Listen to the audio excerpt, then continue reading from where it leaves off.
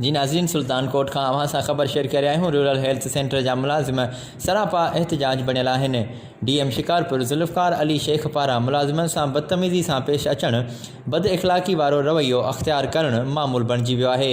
मुलाज़मन पारां अमान लाइ ڪٽبر जी अॻवाणी में OPD जो बائيڪاٽ कंदे احتجاجي मुज़ाहिरो कयो वियो आहे। हिननि आला अख्तियारनि खां घुर कई त DM ذوالفقار अली शेख खे हटायो वञे, न त असीं احتجاج जो दायरो वसी कंदासीं।